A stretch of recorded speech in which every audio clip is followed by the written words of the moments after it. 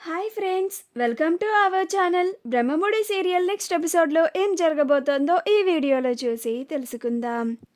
రుద్రానికి అసలు నిజం చెప్పేసిన అనామిక అసలేం జరిగింది అని తెలుసుకోవడానికి ఈ వీడియోని స్కిప్ చేయకుండా ఎండ్ వరకు చూసేయండి. రాజ్ కావ్యలు ఇద్దరూ కలిసి వాళ్ళ గదిలో మాట్లాడుకుంటూ ఉంటారు.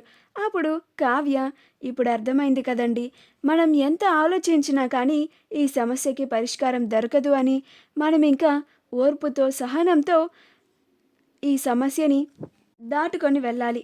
ఈ సమస్య తీరేంత వరకు అసలు నిజం ఎవ్వరికీ తెలియనివ్వకుండా ఈ సమస్య గురించి మన ఇద్దరి మధ్యలోనే ఉండాలి. మూడో కంటికి అస్సలు తెలవనివ్వకూడదు. తెలిస్తే ఈ ఇంట్లో పరిణామాలు చాలా తీవ్రంగా ఉంటాయి. అందుకని మనం జాగ్రత్తగా ఉండాలండి అని అంటుంది.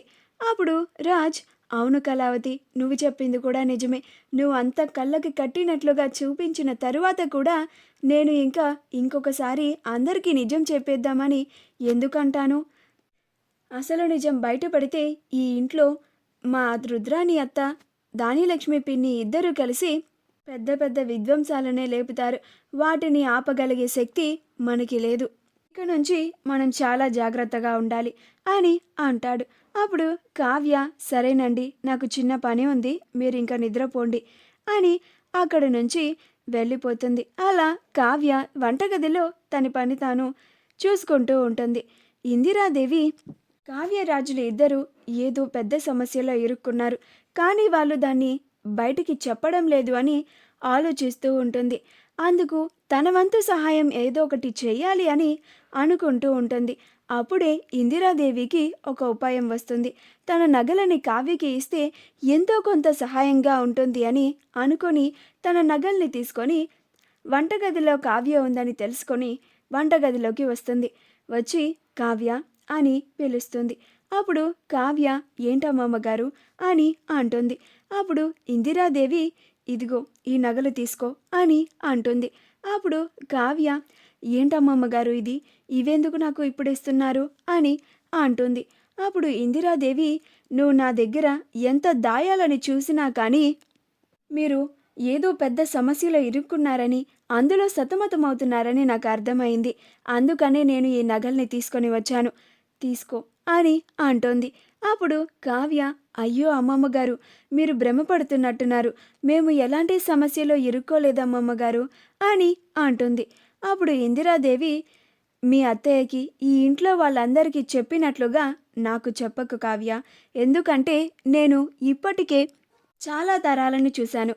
ఈ సమస్యలన్నిటినీ కొత్తగా ఎదుర్కోవడం అనేది నీకు కొత్తేమో, కానీ సమస్యల్ని ఎదుర్కోవడం నాకు పాతే అని అంటుంది. నీకు ఇలాంటి పరిస్థితుల్లో నేను నీకు అండగా ఉంటాను, నేను నీకు తోడుగా ఉంటాను. నువ్వేమీ కంగారు పడకు, అధైర్యపడకు, ధైర్యంగా ఆ సమస్యని జయించి ఈ ఇంట్లో ఉండే వాళ్ళందరినీ సంతోషంగా ఉండేలాగా చూడు అని అంటోంది. అలాగే ఈ ఇల్లు ఎప్పటికీ రెండు ముక్కలు కాకుండా చూడాల్సిన బాధ్యత నా భర్త నీ చేతిలో పెట్టారు, అది చక్కగా నిర్వర్తించమ్మా, అంతకన్నా నేను కోరుకునేది ఏమీ లేదు అని అంటుంది. అప్పుడు కావ్య ఇందిరాదేవిని హత్తుకొని, చాలా థ్యాంక్స్ అమ్మమ్మ, మీరు ఇంత బాగా అర్థం చేసుకుంటారని నేను అస్సలు ఊహించలేదు. మీలాగా అందరూ అర్థం చేసుకునే మనసే ఉంటే ఈ ఇంట్లో అసలు గొడవలే రావు, ఇలాంటి కలతలే అస్సలు రావు అని అంటుంది. అప్పుడు ఇందిరాదేవి, అందరూ ఒకేలా ఉండరు కదమ్మా, అందరికీ అర్థం చేసుకునే పెద్ద మనసు ఉండదు కదా, ఇప్పుడైనా ఈ నగల్ని తీసుకో అమ్మ కావ్య అని అంటుంది. అప్పుడు కావ్య, వద్దమ్మమ్మగారు, ఈ నగల్ని మీ దగ్గరే ఉంచండి, నా నగల్ని తాకట్టు పెట్టినందుకే ఎంతలా గొడవలు అవుతున్నాయో మీరే చూస్తున్నారు కదా, ఇప్పుడు మీ నగల్ని కూడా తీసుకుంటే అది ఇంకా చాలా పెద్ద గొడవే అవుతుంది అని అంటుంది.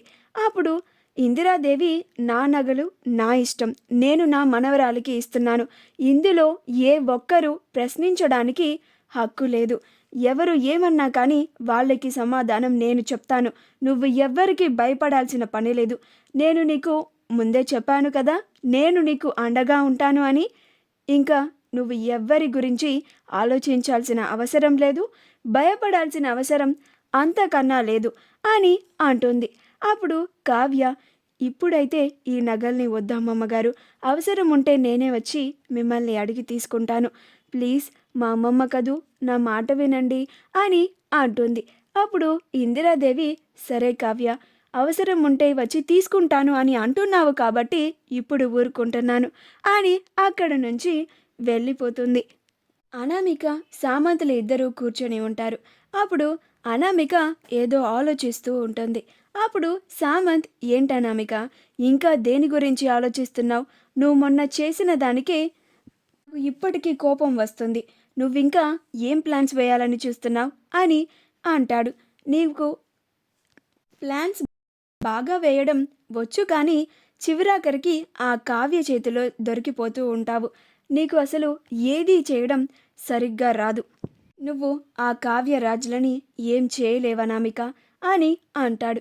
అప్పుడు అనామిక, ఇప్పుడేమీ చేయలేకపోవచ్చు, కానీ ఇంట్లో గొడవలని రేపటానికి మన దగ్గర ఒక మంచి అవకాశం ఉంది అని అంటోంది. అప్పుడు సామంత్, ఏంటది అని అంటాడు. అప్పుడు అనామిక, వాళ్ళు 100 కోట్లు ష్యూరిటీ పెట్టారు అని, ఆస్తులని తాకట్టు పెట్టి అప్పులు చేస్తున్నారని రుద్రాణి గారికి చెప్తాను. ఇక ఆవిడ ఇంట్లో గోల గోల చేస్తుంది. ఆవిడకి ఆస్తి వాటా రాబట్టుకోవడానికి ఎంతకైనా తెగిస్తుంది. అది చాలదా నాకు అని అంటోంది. అలా నేను అసలు నిజాన్ని ఆ రుద్రాణికి చెప్పేస్తాను అని రుద్రాణికి కాల్ చేస్తుంది. అప్పుడు రుద్రాణి, హలో అనామిక అని అంటుంది. అప్పుడు అనామిక, హలో ఆంటీ, ఎలా ఉన్నారు, బాగున్నారా అని అంటోంది.